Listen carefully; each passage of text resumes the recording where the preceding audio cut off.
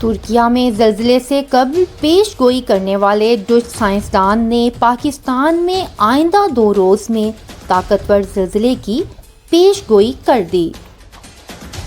SSGS کے survey کے مطابق بلوچستان میں زیر زمین چمن فالٹ لائن میں تیز لرزش ریکارڈ کی گئی اور اس علاقے میں اگلے 2 دن میں کوئی طاقتور زلزلہ آ سکتا ہے۔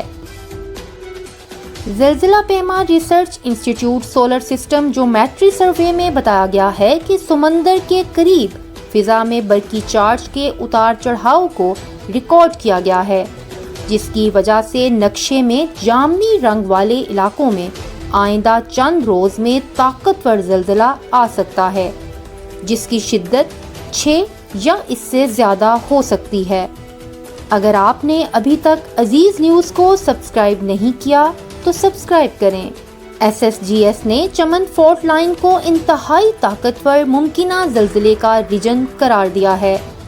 SSGS کے مطابق واضح کردہ یہ علاقے صرف ایک تخمینہ ہیں اور درست مقامات کا تعین کرنے کا فی الحال کوئی قابل اعتماد طریقہ نہیں ہے۔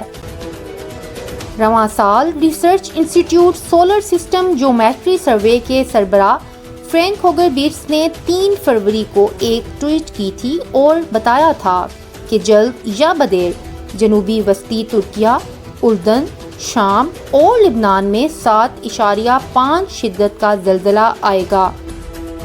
ان کی زلزلے سے متعلق پیش گوئی 3 روز بعد ہی سچ ثابت ہوئی تھی۔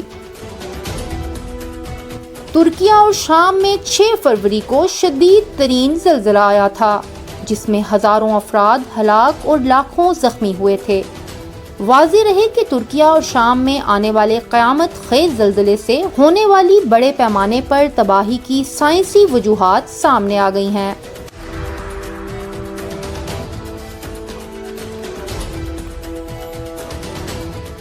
زلزلے کے بعد سے ہی دنیا بھر کے ماہرین زلزلے کی شدت اور اس سے ہونے والی بڑے پیمانے پر ہلاکتوں کو تباہی کے اسباب پر غور کر رہے ہیں۔ ماہرین ارضیات کا کہنا ہے کہ 6 فروری کو سب سے پہلے جنوبی ترکیہ اور شمالی شام سے صرف 12 میل دور 2 بڑی ٹیکٹونک پلیٹیں ایک دوسرے پر پھسلیں اور اس سے 7.8 شدت کا زلزلہ رونما ہوا، جو ترکیہ کی 80 سالہ تاریخ کا سب سے ہولناک زلزلہ بھی تھا۔ لیکن اس کے 9 گھنٹے بعد 7.5 شدت کے دوسرے زلزلے نے اسی علاقے کو دہلا دیا اور یوں ہلاکتیں مزید بڑھ گئیں۔ US جیولوجیکل سروے کے مطابق اس خطے میں قائم عمارتوں کی تعمیر میں کسی بھی قسم کے بلڈنگ کوڈ کا خیال نہیں رکھا گیا تھا۔ یہی وجہ ہے کہ اس سے غیر معمولی ہلاکتیں ہوئی ہیں۔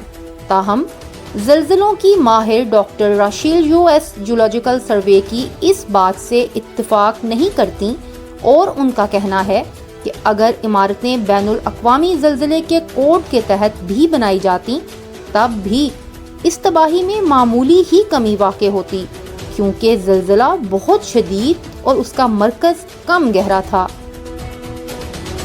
کسی بھی زلزلے کی گہرائی بھی اس بات کا تعین کرتی ہے کہ اس کے نتیجے میں کتنا نقصان ہوگا۔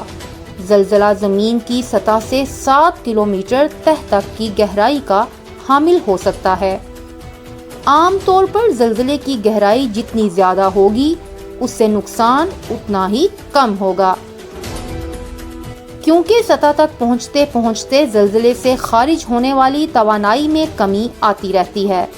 زلزلے کی شدت کو ریکٹر سکیل پر ناپا جاتا ہے اور کسی زلزلے کے بعد جتنی زیادہ توانائی کا اخراج ہوگا وہ اتنا ہی تباہ کن ثابت ہوگا۔